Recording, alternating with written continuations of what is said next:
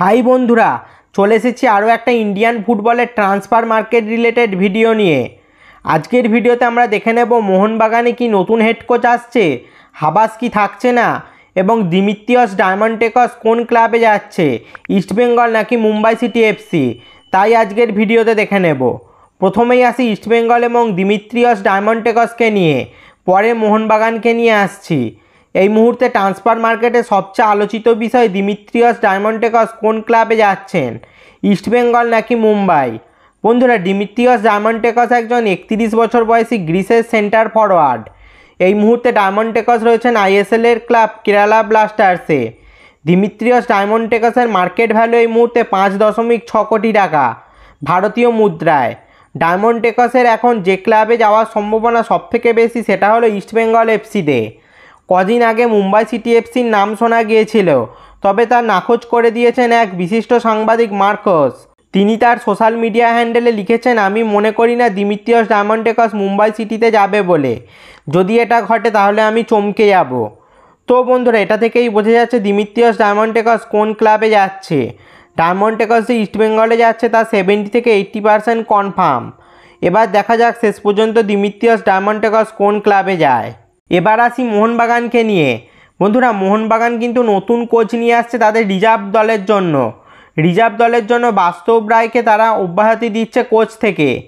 Mohun Bagan reserve দলের performance কিন্তু আগের মরশুমে আশানুরূপ হয়নি, ফলে নিয়ে আসা হচ্ছে নতুন কোচ।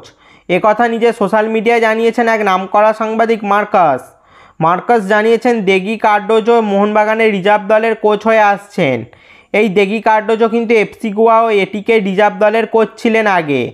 এটিকে আন্ডার 18 কোচও ছিলেন এই দেগি কার্ডোজো। এবার আসি মোহনবাগান সুপার জায়েন্ট সিনিয়র দল নিয়ে। সেখানেও আসতে পারে নতুন কোচ। মোহনবাগানের কোচ নিয়ে জল্পনা যেন দূর হচ্ছেই না।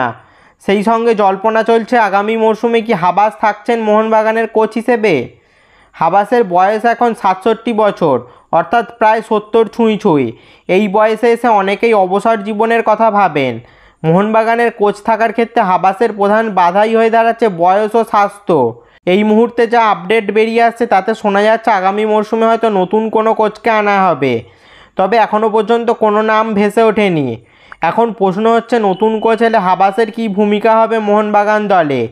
সেক্ষেত্রে নতুন কোচ মোহনবাগানে এলে হাবাসকে ফের টিডি অর্থাৎ টেকনিক্যাল ডিরেক্টর পদে দেখা যেতে পারে, এরকমই শোনা যাচ্ছে এখন। তো বন্ধুরা, তোমরা কি চাও, নতুন কোচ নাকি হাবাসকেই মোহনবাগানের কোচ হিসেবে দেখতে চাও, তা নিচে কমেন্ট করে জানাও।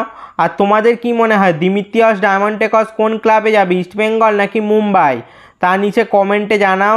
এই ধরনের মোহনবাগান, ইস্টবেঙ্গল ও আরও ফুটবল রিলেটেড ভিডিও পেতে অবশ্যই চ্যানেলটি সাবস্ক্রাইব করে দাও আর পাশের বেল আইকনটাও বাজিয়ে দাও। ফেসবুক থেকে ভিডিওটা দেখলে পেজটা অবশ্যই ফলো করে দাও। ভিডিওটা লাইক শেয়ার করতেও ভুলবে না যেন। দেখা হচ্ছে পরের ভিডিওতে।